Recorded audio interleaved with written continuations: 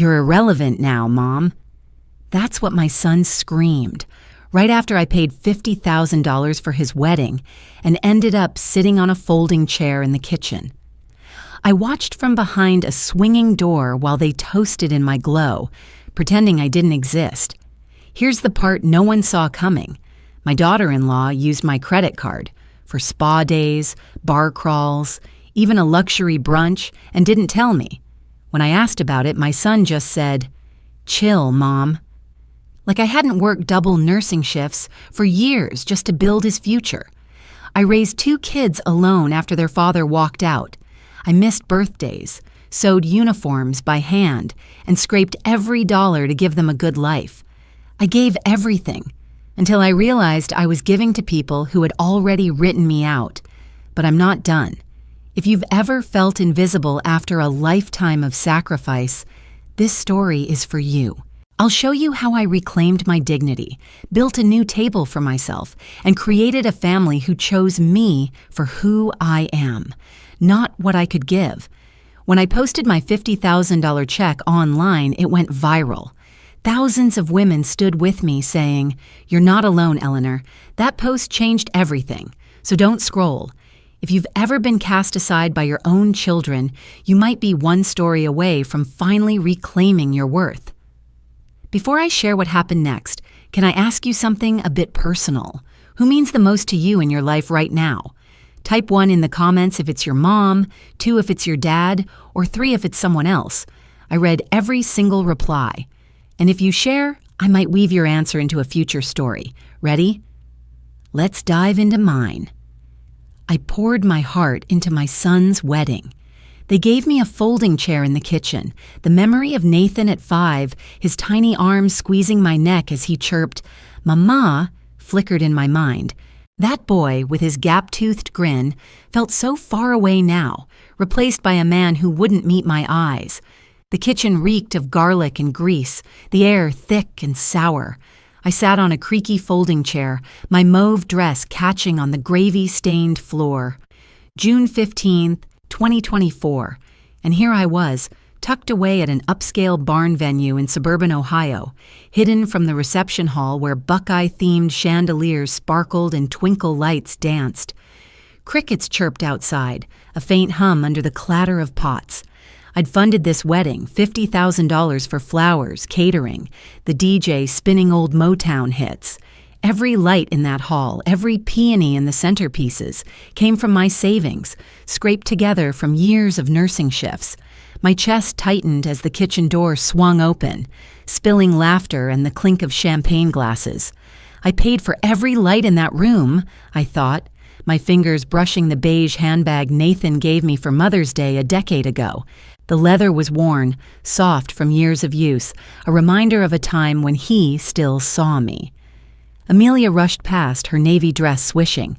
"Sorry, Mom, it's hectic," she called, not stopping. Her words stung, though I knew she meant no harm. She'd always been caught in the whirlwind of family, trying to keep peace. But her absence left a hollow ache. I stood, smoothing my dress, and peeked through the door.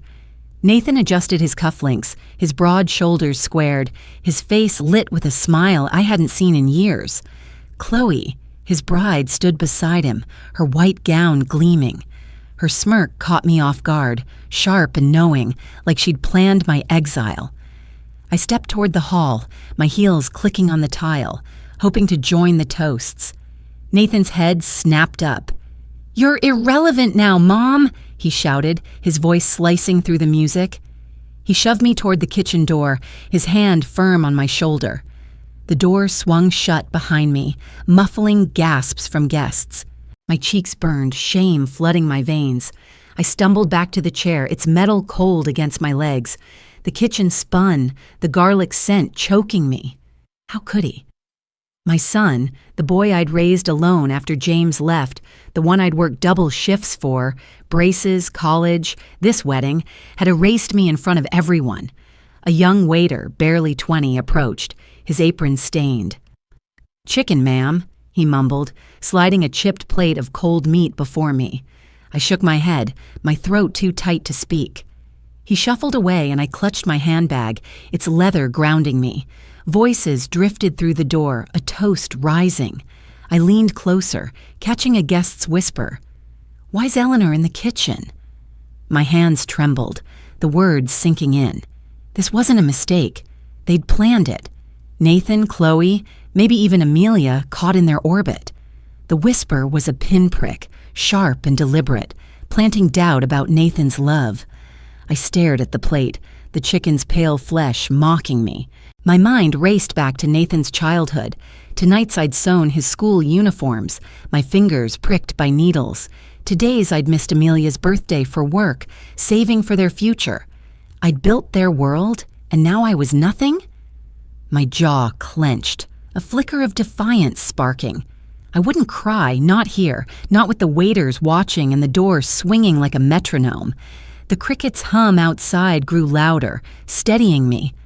I wasn't done yet. The hurt was a heavy thing, sitting in my chest like a stone. I'd come to honor Nathan's day, to see my boy marry, to feel part of something. Instead, I was a ghost, banished behind the swinging door. But ghosts could haunt, couldn't they? I straightened, my fingers tightening on the handbag. Nathan's voice echoed in my head. Irrelevant. But I pushed it away. I'd given everything, and that wasn't nothing. My heart, bruised as it was, still beat strong. Philosophy crept in, soft but sure. Love doesn't vanish, but it can change shape. I wasn't sure what shape mine would take, but I knew it wouldn't stay silent. The kitchen's grease clung to my skin, but beneath it, I felt a shift, a spark. I wasn't just their mother, I was Eleanor Brooks, and I'd find my place again. My phone pinged, the screen glowing in the dim light. An email from the caterer. Unpaid extras added $1,000.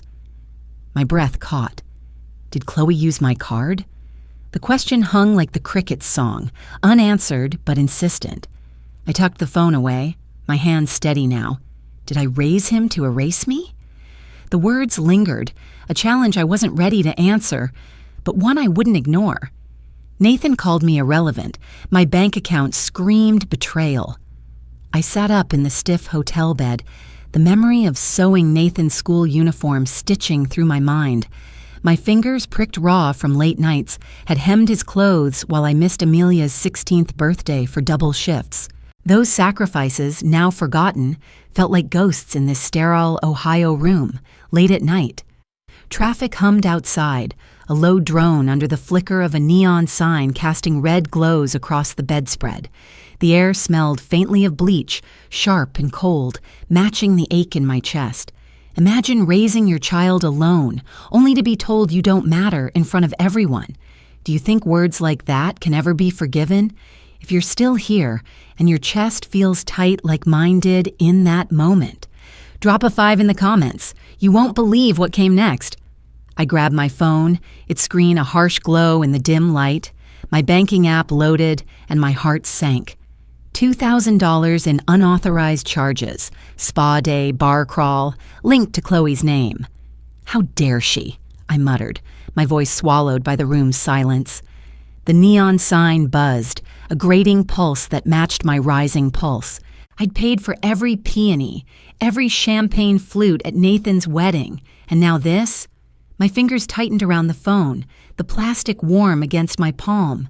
I wasn't just their mother, I was their wallet, and they'd played me for a fool. I texted Nathan, my thumbs shaking.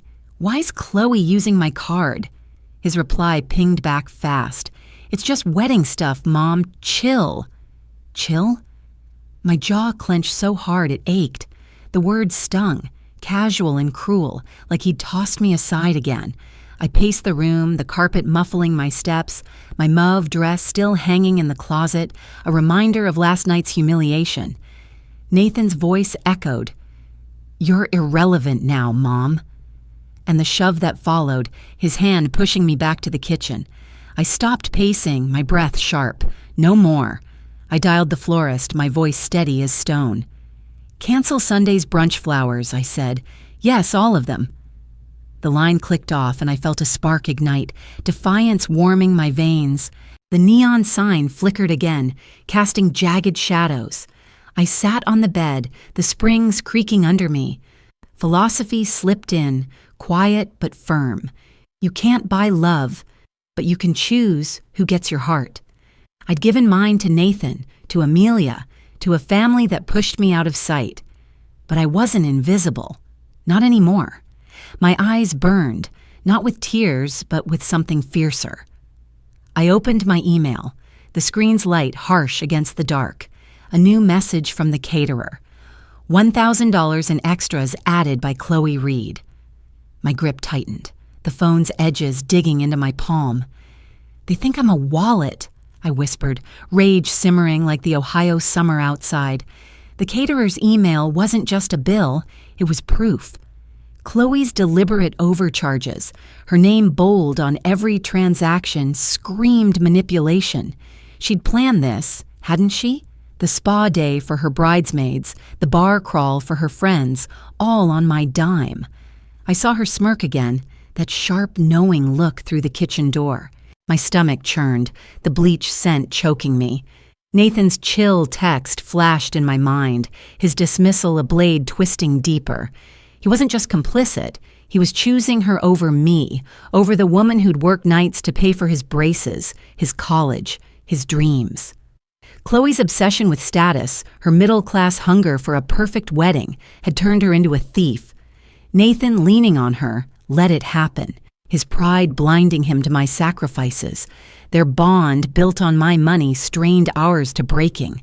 I stood, my shadow long in the neon glow. I wasn't done yet. The spark of defiance grew, a flame licking at the edges of my hurt. I'd given everything to my kids, but I wouldn't let them take my dignity. My phone pinged again, the sound sharp in the quiet. A text from Vivian. "Check James's old stuff. There's something you need to see." My breath caught, the words hanging like the neon's hum.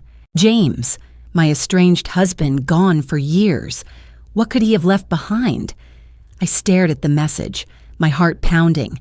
Am I their mother or their wallet? The question burned, unanswered, as I set the phone down, the red glow flickering across my hands. Vivian's text burned in my mind. What did James hide? The memory of Nathan's college graduation, his cap tassel swinging as I clapped alone in the crowd, hit me hard. I'd worked overtime, my hands raw from nursing shifts, to pay his tuition. That truth, one he'd never know, lingered as I stood in my suburban Ohio kitchen, the morning light soft. Coffee brewed, its rich aroma filling the air. Outside, my roses bloomed, their sweet scent drifting through an open window, a fragile contrast to the weight in my chest.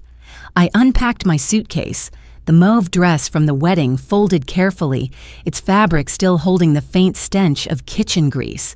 My eyes caught on a stack of unpaid bills on the counter, utilities, credit card, all piling up because I'd poured $50,000 into Nathan's wedding. I gave him everything, I murmured, my fingers brushing the bills. The coffee maker gurgled, a steady rhythm against my racing thoughts. I saw Nathan's face, lit with pride at the reception, and Chloe's smirk through the swinging door. Then his voice, "You're irrelevant now, Mom," and the shove that sent me stumbling. My heart ached, not just from hurt, but from a growing anger, hot and sharp. My phone buzzed, the screen glowing. Nathan's name. I hesitated, then answered, my voice tight. "What do you want?" His tone was sharp, accusing. "You canceled the flowers, Mom. You're selfish. You owe me for all I went through." The words cut, each one a blade. Owe him? I gripped the counter, the wood cool under my palms. "I built your life, Nathan," I snapped, my voice cracking like the phone's static. "Every dollar, every late night, me." He laughed cold and bitter. "You're just making a scene." The call ended, the silence deafening, the coffee's steam curling upward. His entitlement, rooted in wedding debt he'd racked up, blinded him to my sacrifices. I felt used, my anger a fire spreading through my bones. The doorbell chimed, soft but insistent. Vivian stood there, her gray curls loose, a thermos of coffee in hand. "Thought you'd need this," she said, stepping inside. The rose scent followed her, grounding me. We sat at the table, the coffee maker's drip slowing. Vivian sipped, her eyes soft but fierce. My son, with his addiction, shut me out too, she said, her voice low. I know that pain, Elle. Her story, raw and familiar, hit me deep. She leaned forward, her thermos clinking against the table. Dig into James's box. You deserve answers. I nodded, my resolve hardening like the wood under my fingers. The roses outside swayed, their petals bright against the morning haze. Philosophy crept in, quiet but sure. Sacrifice doesn't guarantee love, but it demands truth. I'd given Nathan and Amelia my life, but I wouldn't let them take my dignity. Vivian's words, her own scars from estrangement, fueled my fire. Nathan's greed, his refusal to see me, wasn't just betrayal, it was a choice. My hands steadied, the anger sharpening into determination. I wasn't just a mother scorned, I was Eleanor Brooks, and I'd find out what James hid. I stood, the chair scraping the floor, and headed to the attic. Dust motes danced in the light as I climbed the stairs, the rose scent fading behind me. A locked box sat in the corner, its metal glinting. My fingers trembled, tracing its edges. What's inside? The question hung, heavy as the bills on my counter. Did I give too much, or did he take it all? I held my breath, the attic's silence pressing in, ready to crack open the truth. A locked box in my attic. My hands shook as I pried it open. The memory of James's departure, his suitcase by the door, hit me like a wave. Too much pressure, he'd muttered 20 years ago, leaving me with 2 kids and a mortgage. That moment, sharp and raw, hinted at secrets he'd buried. Now, in my suburban Ohio attic, late afternoon light filtered through a small window, casting shadows on old boxes. A farmer's market bag sat nearby, apples peeking out, their sweet scent mingling with dust. The air was thick, heavy with years of forgotten things. I knelt by the locked box, its metal cold under my fingers. My heart pounded, Vivian's text, check James's old stuff, echoing in my head. I'd come home from the hotel, Nathan's words, "You're selfish," still burning. The coffee from this morning lingered in my mind, its warmth a faint anchor. I jimmied the lock with a hairpin, coughing as dust swirled. Inside, bank statements stared up at me, crisp and accusing. $3,000 in charges, spa days, bar crawls, all tied to Chloe Reed. She used me, I whispered, my fingers tracing the numbers. My savings, scraped from years of nursing shifts, had funded her wedding, her life. Now this? The attic silence pressed in, the apple scent sharp against my rage. I grabbed my phone, the screen's glow harsh in the dim attic. Vivian's number lit up and I called. Her voice crackled, warm but fierce. "Cancel something else, Elle. Show them you're not invisible." Her words, laced with her own pain, her son's addiction had cut her off too, lit a fire in me. I dialed the band, my heart pounding. "Cancel the second payment for Sunday," I said, voice steady. The line clicked off and the attic's quiet amplified my defiance. I wasn't just a wallet. I was Eleanor Brooks, and I'd make them see me. The dust settled, sunlight glinting off a cracked mirror, reflecting my set jaw. If you found a letter that changed everything you thought you knew about your child, would you read it twice or tear it up and walk away? What I uncovered in that attic still haunts me to this day. If you're still with me, drop a 6 in the comments. This part might shake you too. Back at the box, I sifted through papers, old receipts, a faded photo of Nathan's first bike. My fingers brushed a yellowed note, James's handwriting slanted and familiar. "Nathan's not yours, Elle. I'm sorry." My breath caught, the apple scent grounding me as the attic spun. Not mine? I'd rocked him through fevers, paid for his braces, his college. My love, every stitch and shift, had made him mine. The note's weight was a stone in my chest, cracking my heart open. Was my love for Nathan built on a lie? The question stung, sharp as the hairpin I'd used to break the lock. Philosophy slipped in, soft but clear. Truth hurts, but it also sets you free. Chloe's status obsession, her middle-class climb to a perfect wedding, had turned her into a thief. Vivian's encouragement, born from her own scars, pushed me to keep digging. Nathan's greed, his dismissal after I canceled the flowers, wasn't just betrayal. It was a choice. I stood, my knees creaking, the attic's shadows long. I wasn't done. This note was a clue, a whisper of something bigger James had hidden. As I closed the box, a diary entry slipped out, the paper thin and brittle. I lied to her about everything James had written. My pulse raced, the words blurring. What else did he hide?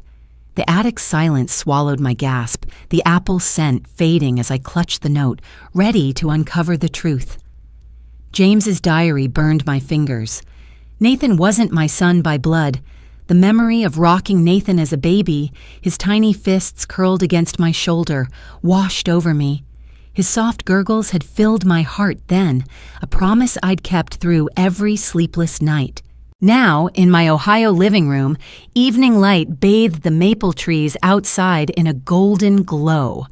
A jazz record spun softly, Ella Fitzgerald's voice weaving through the scent of brewed coffee.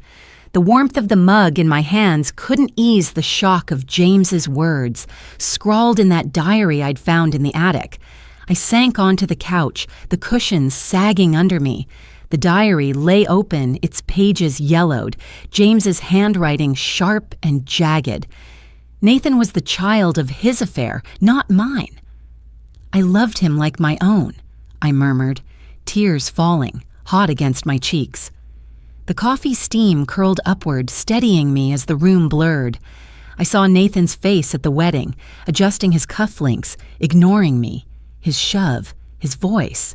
"You're irrelevant now, Mom," cut deeper now. I'd worked double shifts, my hands raw from nursing to pay for his braces, his college, that $50,000 wedding. And he wasn't mine? The jazz record hummed, its notes soft but insistent, pulling me back. The doorbell chimed, a gentle ping in the quiet.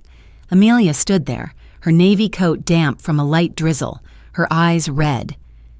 "I should have seen you at the wedding, Mom," she said, voice breaking. I was too caught up. My heart ached, the sting of her absence sharp, but her remorse softened it.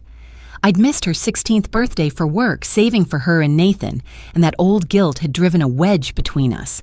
Now her vulnerability cracked it open. I opened my arms and she stepped in, her hug tight. The record's needle scratched gently, a faint echo of our mending bond. "You're here now," I whispered, my throat tight. We sat, the coffee's warmth between us. Amelia's eyes darted to the diary. "I saw another letter from Dad once," she said, hesitating. "Years ago." I didn't know what it meant. My pulse quickened, her words a spark in the fog of my shock. Another letter. The revelation about Nathan wasn't the end, it was a beginning. I stood, my legs steady, and grabbed my phone. I dialed the bar service from the wedding, my voice firm. "Cancel the second shift for Sunday," I said. "No more free rides." The line clicked off and the jazz swelled, matching the resolve rising in me. The diary's truth didn't break me. It reframed my sacrifices. I wasn't a victim. I was a mother by choice. Philosophy slipped in, quiet but fierce. Blood doesn't make a mother, love does. Amelia's remorse, tied to our past distance, was knitting us closer. My strength, forged in years of nursing, of bandaging wounds and soothing fears, pushed me forward. Nathan's entitlement, Chloe's theft, those were their choices, not my failures. The coffee's scent grounded me. The maple trees' glow, a promise of light. I wasn't done fighting. The sub-climax hit as I set the phone down, Ella's voice soaring. The diary's revelation had transformed me. I'd loved Nathan, chosen him despite James's lie. That love was mine and no one could take it. Amelia's hand squeezed mine, her eyes soft. "I'm sorry, Mom," she said again. I nodded, my resolve ironclad. I'd confront this betrayal, not just for me, but for the mother I'd chosen to be. The jazz record spun, its final notes fading. Amelia's words about another letter lingered, a puzzle piece missing. Where could it be? The question hung, sharp as the coffee's tang, urging me to keep digging. Did I love a son who never saw me? The thought burned, but my heart answered, I saw myself, and that was enough for now. Amelia knew of another letter. My heart tilted, ready to break or mend. James's apology, his eyes downcast before he walked out 20 years ago, flickered in my mind. I'm sorry, Elle, he'd said, his voice heavy with something I couldn't name then. Now that memory hinted at deeper lies. I sat in a bustling Ohio diner, morning light glinting off chrome counters. Jazz music hummed, Ella Fitzgerald's voice weaving through the clink of plates and the hiss of brewing coffee. The aroma was rich, but it couldn't ease the turmoil churning inside me, sharp as the diary's revelation that Nathan wasn't my son by blood. Amelia sat across from me, her hands wrapped around a mug. I saw another letter from Dad, she confessed, her voice barely above the diner's chatter. Years ago, I stayed silent, scared it'd tear us apart. Her eyes, red from guilt, met mine. I saw her at 16, hurt when I missed her birthday for work, and now her loyalty mending that old wound. I'm here now, Mom, she said. I nodded, the coffee steam rising between us warm against my face. My shock from James's diary softened, but the sting of Nathan's wedding shove, you're irrelevant now, and Chloe's $3,000 theft kept my anger alive. Back home, I stood in my kitchen, the jazz from the diner still echoing in my head. I pulled the attic box closer, its contents spilling across the table. A second letter, James's handwriting faint, caught my eye. My fingers trembled as I read, Nathan was meant for adoption, but James chose me to raise him. I was enough, I whispered, tears blurring the ink. I grabbed a wedding invitation from the counter, its gold script mocking me. I lit a match, the flame hissing, and burned it in the sink. Smoke curled upward, a symbolic act of letting go. The scent of charred paper mixed with coffee, grounding my defiance. My phone buzzed, Nathan's name flashing. His text read, You're overreacting, Mom. Overreacting? After canceling the flowers and band, after his dismissal, chill, Mom, and now this. My jaw clenched, the diner's clatter fading in my memory. I opened my laptop, hands steady, and posted a blurred check online. $50,000, my wedding contribution. Comments flooded in. You're iconic, Eleanor. Stand tall. My defiance surged, Ella's voice soaring in my mind. I wasn't just a mother scorned. I was reclaiming my worth, loud and public. Philosophy crept in, soft but fierce. Truth breaks you, but it builds you stronger. Amelia's loyalty, rooted in her past rebellion, was knitting us closer. Vivian's encouragement, born from her son's addiction cutting her off, pushed me to act. Nathan's greed, his text dismissing my pain, wasn't my failure, it was his choice. The coffee's warmth lingered in my memory, a reminder of the diner's buzz, of people living despite their cracks. The climax hit as I closed the laptop, the screen's glow fading. Burning the invitation and posting the check were my stand, a declaration that I was enough. Amelia's confession about the letter reframed my motherhood. James had chosen me, not by chance, but by faith. That truth, raw and jagged, fueled my fight. I wasn't done digging, not with Nathan's betrayal and Chloe's theft still burning in my chest. My phone pinged again, the sound sharp. James's name lit the screen. I'm sorry, Elle. Can we talk? My breath caught, the jazz fading to silence. Why was he reaching out now?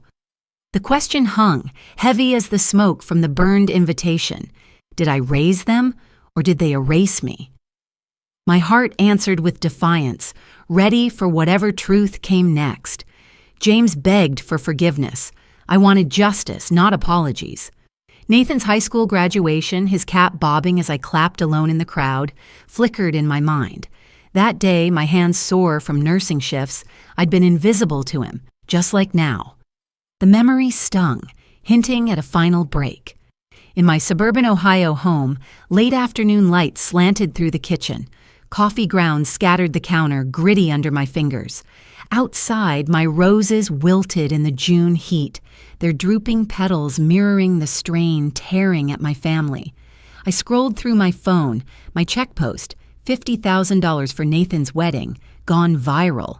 Comments glowed. "You're a hero, Eleanor." "Stand tall." My heart swelled, but James's text, "I'm sorry, Elle, can we talk?" flashed, unopened. No more excuses, I muttered, the coffee grounds sticking to my palm. Nathan's voice from the wedding, "You're irrelevant now," and his shove burned fresh. Then the diary, the letters. Nathan wasn't mine by blood, meant for adoption, yet I'd chosen him. Chloe's $3,000 theft, Nathan's dismissal. "You're overreacting, Mom," piled on. My anger, a fire-stoked high, roared for justice. The phone rang, Nathan's name harsh on the screen. I answered, my voice steel. "What now?" his shout crackled through. "You're ruining my life, Mom." He was at my door, eyes wild, holding our wedding photo, a cherished snapshot from my mantle. "You don't matter anymore," he yelled, tearing it in half. The paper ripped, a jagged sound slicing my heart. I gasped, the pieces fluttering to the floor. "You broke us first," I snapped, my voice raw. Amelia, on speaker, gasped, her shock a faint hum. The kitchen spun, the coffee's bitter scent choking me. Nathan's cruelty, driven by wedding debt and career failures, gutted me. His desperation a cruel twist. The doorbell chimed, soft but urgent. Vivian and Amelia stepped in, carrying iced tea, their faces fierce. The rose's faint scent drifted through the open window, grounding the chaos. We sat, glasses sweating on the table. "My son's addiction shut me out," Vivian said, eyes blazing. "Don't let Nathan break you, Elle. You're reclaiming your table." Her words, scarred by her own estrangement, lit my resolve. Amelia squeezed my hand, her guilt from our distant years, my missed birthday shifts for her and Nathan, fading into loyalty. "We're with you, Mom," she said. I nodded, my anger forging into something unyielding. We drove to the local market, the air thick with summer and the buzz of Ohio vendors. I bought a sunflower tablecloth, its bright fabric a symbol of renewal. "This is for us," I said, folding it, the rose's scent lingering in my thoughts. We planned a picnic dinner, my chosen family, Amelia, Vivian, Lila, others, ready to fill my home with warmth. The market's hum, the rustle of the cloth, fueled my stand. I wasn't just surviving Nathan's betrayal, I was building something new. Philosophy settled in, quiet but firm. You can't undo a son's choices, but you can choose your own path. Nathan's greed, his torn photo, was his failure, not mine. Vivian's strength, Amelia's loyalty, they were my anchors. The subclimax hit as I clutched the tablecloth, Nathan's act cementing my resolve to sever ties. His desperation ripping that photo hinted at deeper financial strain, but I was done carrying his weight. Harold, my neighbor, called as we left the market. "Some neighbors griping about your drama, Eleanor," he said, chuckling. My breath caught, the rose's wilted image flashing. "Who's spreading rumors?" The question hung, sharp as the coffee grounds on my counter. Can a son who tears my past ever return? My heart answered with resolve, ready to face whatever came next. Gossip swirled about my name. My true family stood closer than ever. James's voice, low and broken 20 years ago, echoed in my mind. "You're stronger than me, Elle." He'd left then, suitcase in hand, but that moment hinted at regret now stirring. I stood in an Ohio park, morning light glinting off the lake, its waves lapping gently against the shore. The air smelled of damp grass, fresh and alive, a far cry from the coffee grounds and wilting roses of my kitchen. I was here to meet James, my estranged husband, his text. "Can we talk?" Still unanswered until now. He sat on a bench, his shoulders slumped, gray hair thinning. "I lied about Nathan," he said, eyes fixed on the water. "He wasn't yours, but you were his real mother." His voice cracked, heavy with remorse.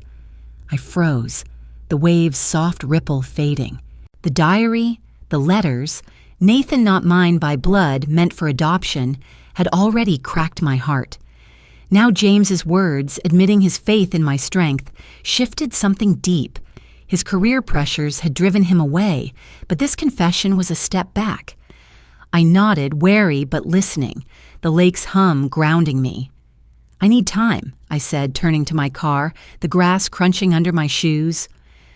Back home, evening settled over my suburban Ohio house.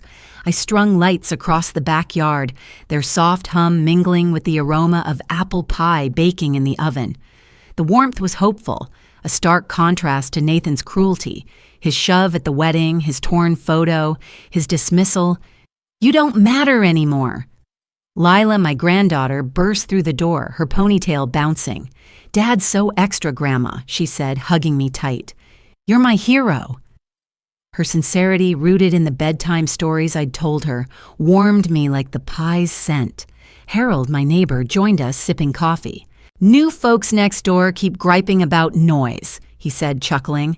His own resilience, widowed and weathering disputes, mirrored mine. My phone pinged. Sonia and Tanya, offering to bring cornbread and salad for the dinner. Their warmth, a balm, reminded me I wasn't alone. I was hanging the last string light when Nathan stormed in, his face twisted. "You're not coming to the brunch," he shouted, guests from the wedding milling in my living room. "You don't belong here." He shoved me lightly, his hand grazing my arm, eyes blazing. Guests stared, their whispers sharp as knives. My heart pounded, but I stood tall, the light's hum steadying me. "You've made your choice," I said, voice firm. He left, the door slamming. Amelia hugged me, her breath shaky. "I'm with you, Mom," she whispered. Vivian nodded, her eyes fierce.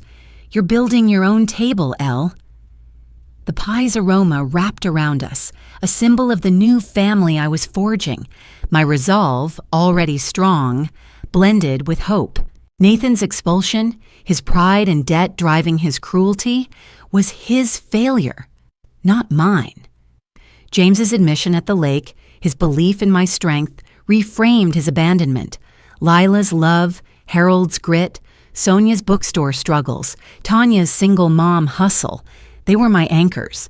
I wasn't just defying Nathan, I was creating something new. The dinner, with its sunflower tablecloth and chosen family, was my stand, a precursor to my triumph. Philosophy settled in, quiet but sure. Family isn't blood, it's who shows up. Amelia's loyalty, her guilt from my missed birthdays fading, knit us closer. Vivian's strength, scarred by her son's addiction, pushed me forward. Marissa, my cousin, texted an apology for not defending me at the wedding, her regret adding depth to our bond. The subclimax hit as I adjusted the lights, Nathan's shove a fading echo. His desperation, tearing our photo, hinted at financial strain. But I was done carrying his weight. The backyard glowed, the pie cooling on the counter. Is family blood or those who stay? The question lingered, answered by the laughter I'd soon hear. My phone buzzed, a voicemail from Chloe. "You'll pay for this, Eleanor." My pulse quickened, the lights hum steady. What's her next move? I set the phone down, ready for whatever came. Chloe's threat echoed in my ears. I was done hiding from their lies. Nathan's first word, "Mama," stabbed my heart, a memory so vivid it hurt. He'd babbled it at 10 months, his chubby hands clutching my finger, a moment I'd carried through years of sacrifice. Now that word felt like a wound as I stood in my Ohio living room, morning sunlight streaming through maple trees. The coffee maker hummed, its slow drip tense, matching the confrontation brewing inside me. The air smelled of roasted beans, sharp and grounding, but nothing could ease the weight of what was coming. The front door slammed open, Nathan barging in, his shirt wrinkled, eyes wild. "Take down that check post, Mom," he demanded, his voice cutting through the quiet. "You're bitter and petty." My hand steadied, clutching the letters from James, their edges worn from my grip. I held them up, my voice steady as stone. "You're not my son by blood, Nathan. James lied." His face froze, the sunlight glinting off his clenched jaw. The diary, the second letter, Nathan, not mine, meant for adoption, had cracked my world open. Now I laid it bare, the coffee's drip punctuating each word. "I chose you," I said. "Every day, every shift, every dollar for your wedding." His pride, fueled by career failures and wedding debt, had blinded him, but I wouldn't let it blind me. Nathan's shout shattered the stillness. "You're nothing to me."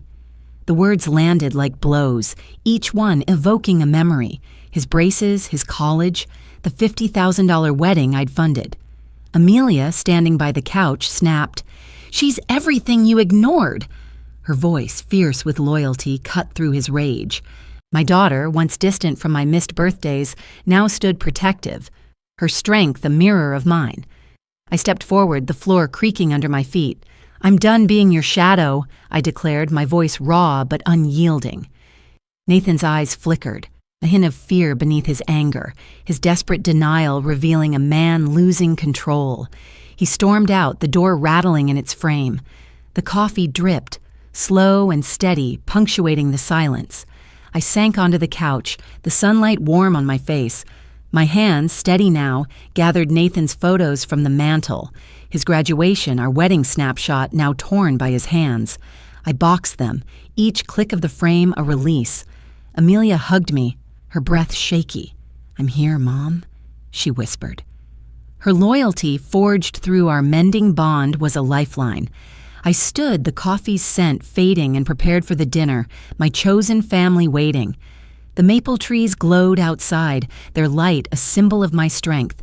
Marissa, my cousin, texted, "I should have stood up for you at the wedding. I'm sorry." Her regret enriched our family, a thread tying us closer. The climax surged as I set the box aside, the confrontation with Nathan, my ultimate stand. His verbal abuse, bitter and petty, and refusal to see my sacrifices pushed me to a breaking point. But I wasn't broken. The letters, James's confession that he chose me to raise Nathan, solidified my resolve. I was a mother by choice, not blood, and that truth was my power. The dinner, with its sunflower tablecloth and laughter, would be my triumph, a public declaration of my worth. Philosophy settled in, quiet but fierce. You can't force someone to see you, but you can see yourself. Nathan's pride had cost him our bond, but Amelia's loyalty, Marissa's regret, Vivian's strength, they built me up.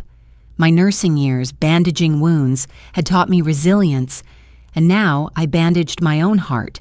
The subclimax of Nathan's exit, his fear hinting at his unraveling, left me unburdened. I wasn't his shadow anymore.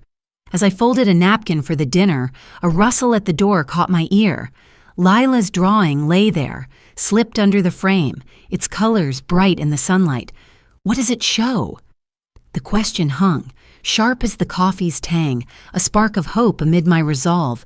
Did I raise them, or did they erase me? My heart answered with fierce clarity. I raised myself, and that was enough.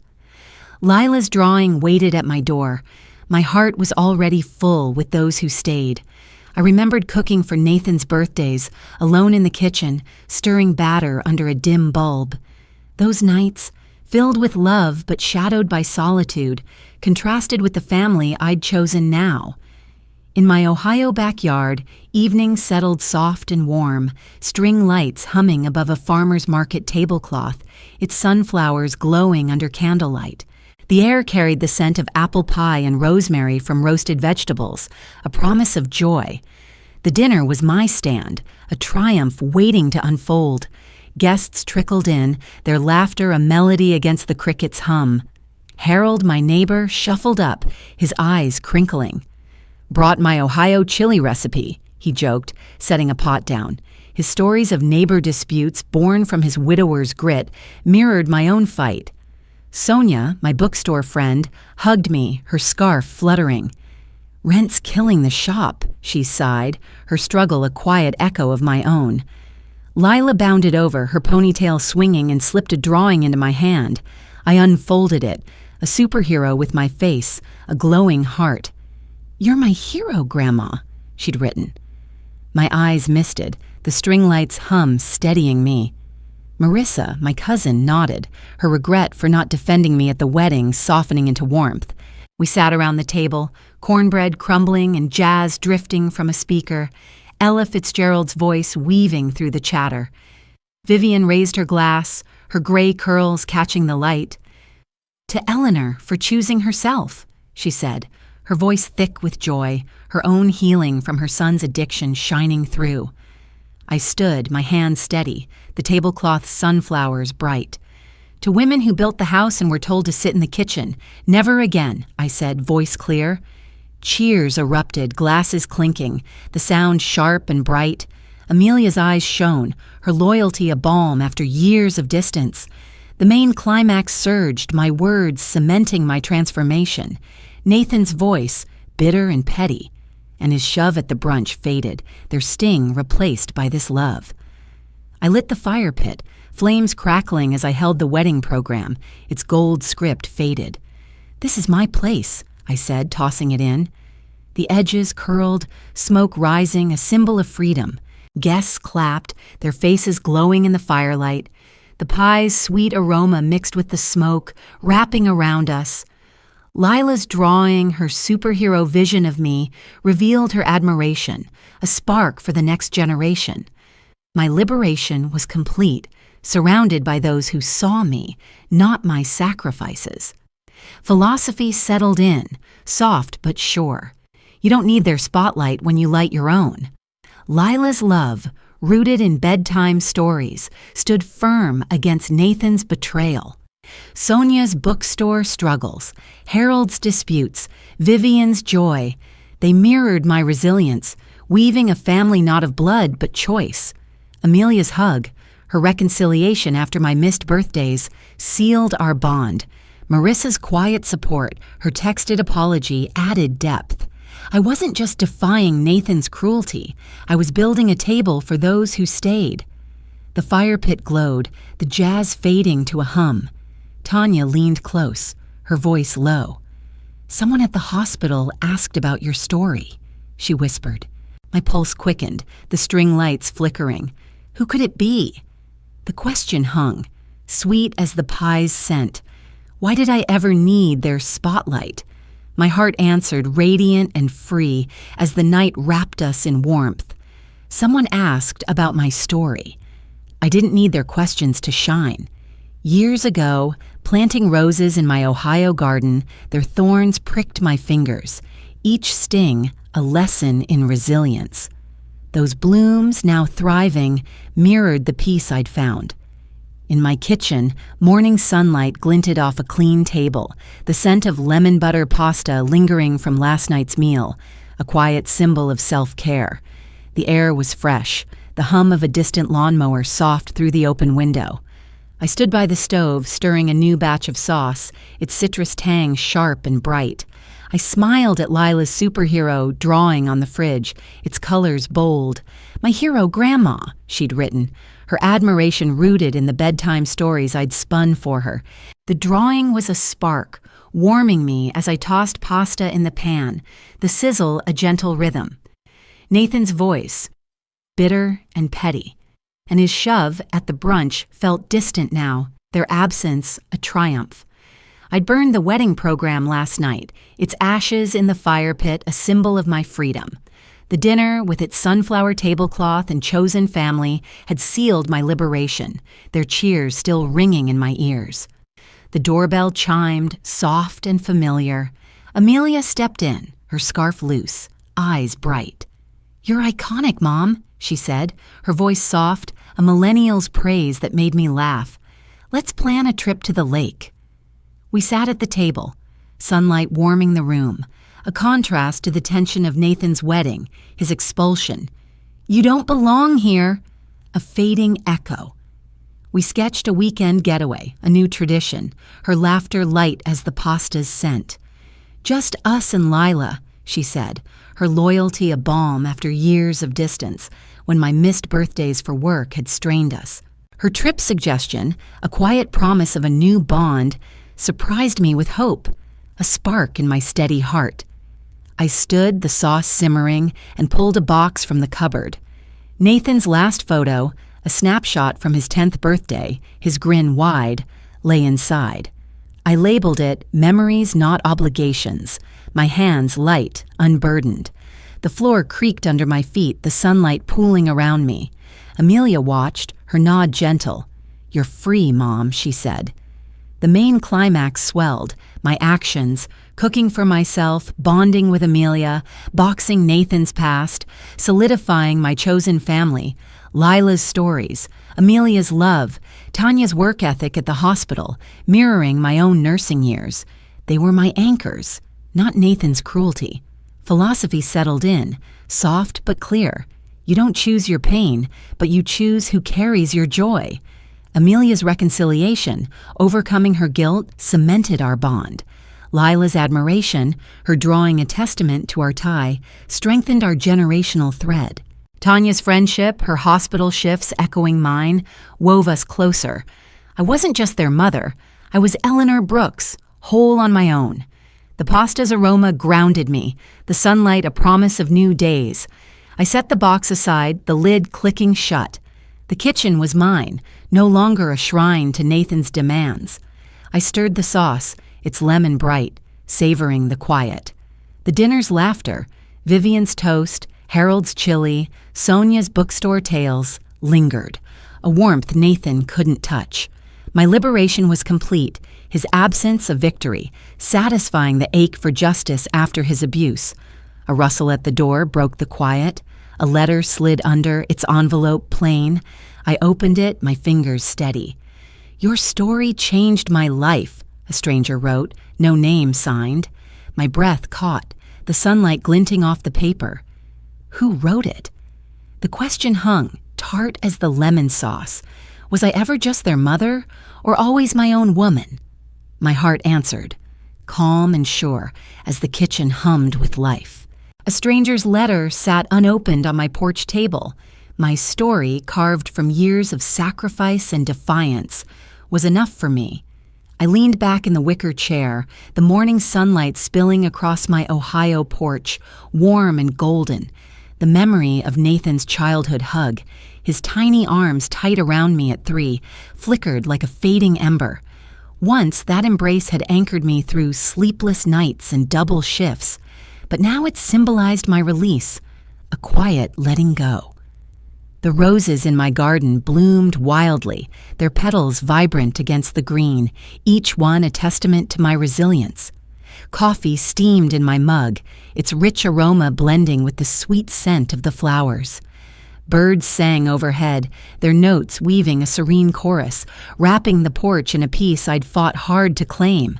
The knock came sharp and sudden, rattling the screen door. I didn't move. It was likely Nathan, his shadow looming despite his absence. His voice at the wedding, "You're irrelevant now, Mom." And his shove at the brunch, "You don't belong here," were ghosts, their sting dulled by time. His torn photo, his bitter and petty sneer, his refusal to see the $50,000 I'd poured into his life, they no longer held me. I sipped my coffee, the warmth spreading through my chest, and opened my phone. My finger paused over Nathan's contact, then pressed delete. Amelia's and Lila's names glowed on the screen, their presence a lifeline. The rose's scent was sweet, each bloom a step away from his hold, a symbol of my growth. I stood, the porch boards creaking under my feet, and knelt by the garden. My hands, once raw from nursing shifts, now brushed against the roses, their thorns no threat.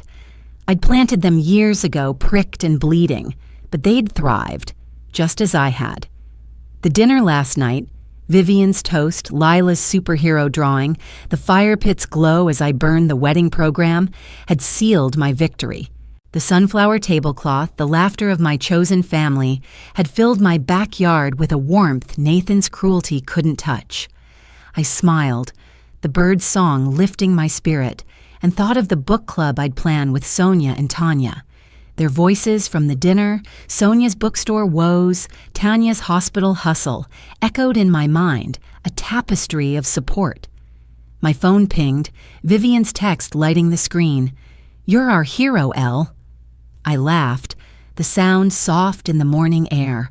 Her healing from her son's addiction, a scar she wore with pride, mirrored my own journey.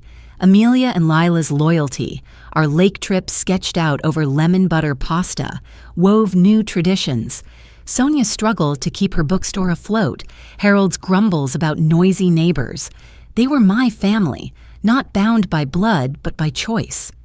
Their stories, shared under string lights, had knit us closer, each thread a strength I hadn't known I needed. I returned to the table, the stranger's letter catching my eye, its envelope plain and unassuming.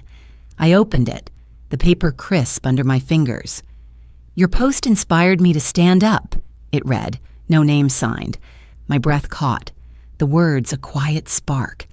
That blurred check, posted online to expose my $50,000 wedding contribution, had rippled beyond my small world. Comments had flooded in. "You're iconic, Eleanor." But this letter, personal and raw, showed my influence stretched further than I'd dreamed. I hadn't just reclaimed my place for myself, I'd lit a path for others. The sunlight glinted off the paper, the rose's scent sweet and steady. I pulled my journal from the chair, its leather worn from years of quiet thoughts. My pen scratched across the page. I was his world, now I'm mine. The words flowed, each one a brick in the life I'd built. The climax swelled, my gardening and journaling affirming me as the main character in my own story. Nathan's absence, his past cruelty, tearing our photo, expelling me from the brunch, was a shadow I no longer chased. His desperation, his pride and debt were his burdens, not mine. I'd carried enough, from nursing shifts to wedding bills, and now I carried only what brought me joy. Philosophy settled in, gentle but unyielding. Strength isn't in holding on, but in choosing what to hold.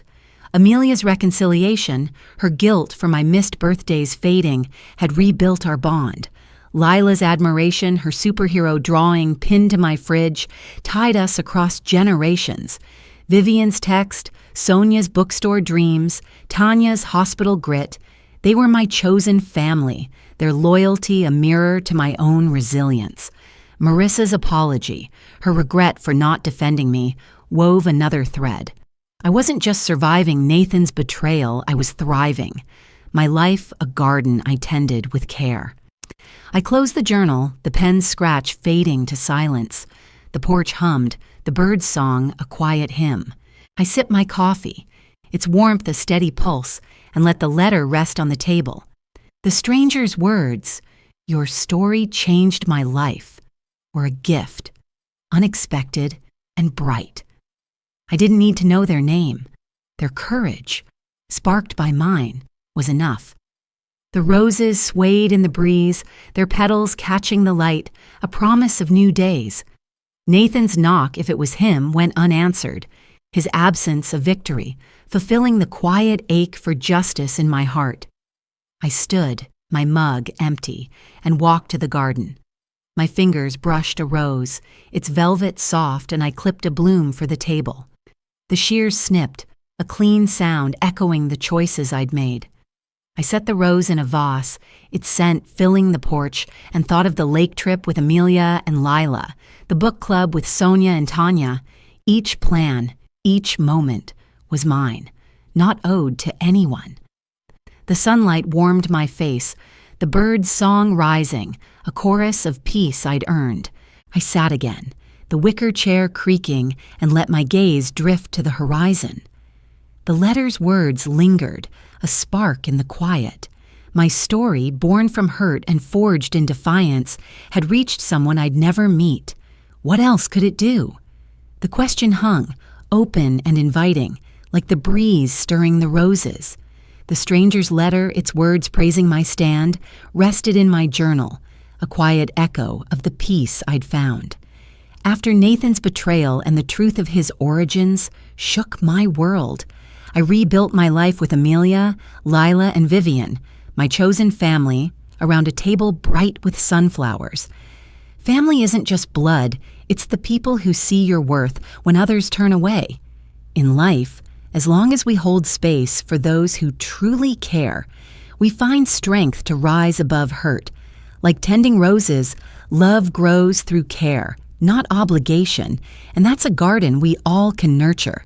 If my story touched your heart, please share your own in the comments or join us for the next one. Your voice matters, and I'd love to hear it.